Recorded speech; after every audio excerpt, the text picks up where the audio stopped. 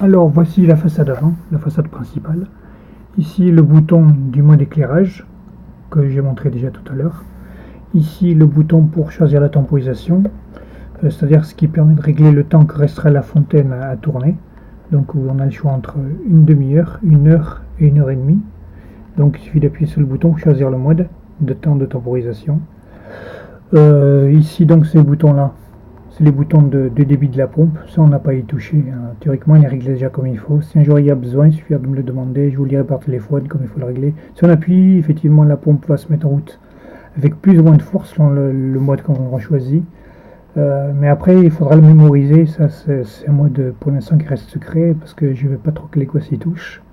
Parce que si c'est mal réglé, malheureusement on peut détruire la pompe si elle finit par tourner à haute vitesse et sur une cuve qui est vide de liquide. Donc voilà. Après les modes de mémorisation, je l'expliquerai après plus tard. Pour l'instant, ça suffit de le comprendre. Le bouton marche, il est derrière, à côté du fil, ici. Voilà, il suffit d'appuyer une fois. Voilà, et c'est parti.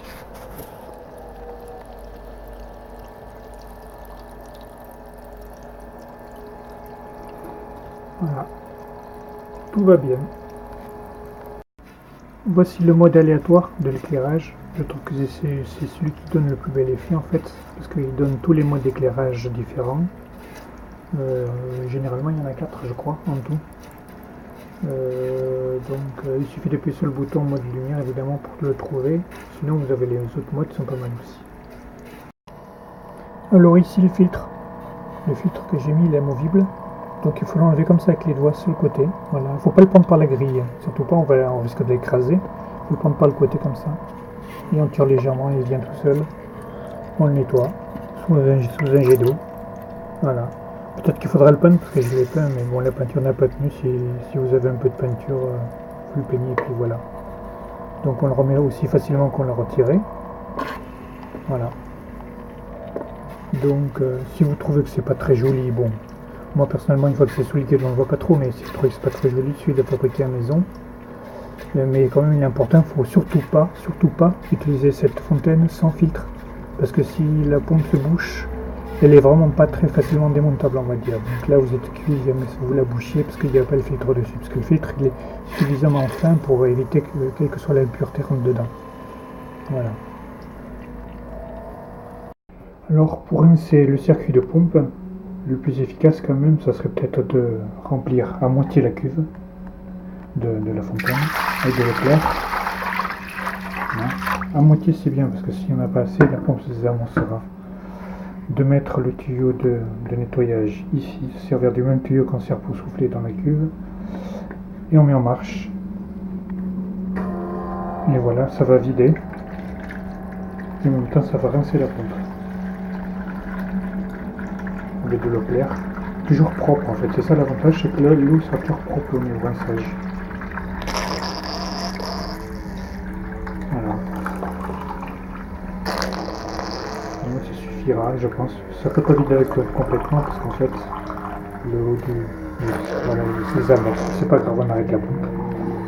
Voilà, c'est rincé là. La pompe on peut le faire 2 fois s'il faut.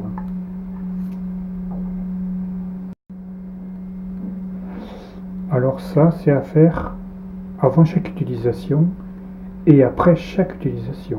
Je le rappelle, c'est marqué sur la feuille du mode d'emploi, mais quand même, je me rappelle bien, c'est une question d'hygiène que le liquide de la pompe reste pas à l'intérieur, sale.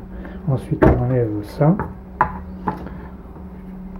On retourne, on vide ce qui reste et on vide bien la pompe comme ça, qu'il n'y ait plus d'eau dedans, à l'intérieur du circuit, qu'il n'y ait pas d'eau qui reste pendant le stockage en fait. Sinon, elle risque de moisir et donner mauvais goût après aux choses que vous mettrez dedans. Ok, ben voilà. Alors voilà le sommet de la colonne. Ici, si c'est pas bien symétrique, si jamais ça coule pas bien au niveau des jets, il faut un peu le mettre de niveau. Vous savez pas que le fait que la pompe qu'elle n'ait pas assez de débit, c'est parce que c'est pas bien de niveau. Quand c'est de niveau, tout est régulier, vous voyez. C'est nickel là. Voilà. Alors pour déboucher, on peut faire comme ça. On prend la partie la plus large du tuyau. On met le tuyau là. On enfonce évidemment. Et on souffle. Voilà, ça peut permettre de déboucher. Si jamais ça suffit pas, on prend la partie la plus fine du tuyau et on la met là.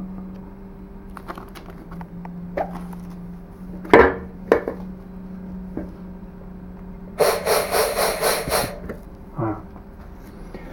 Voilà. Par contre, les buses ici, peut-être que je conseillerais de les coller, je me demande, parce que elles auraient tendance à se perdre, parce que quand on les détache, ça fait qu'un petit objet dans la boîte, et enfin, c'est à vous de voir.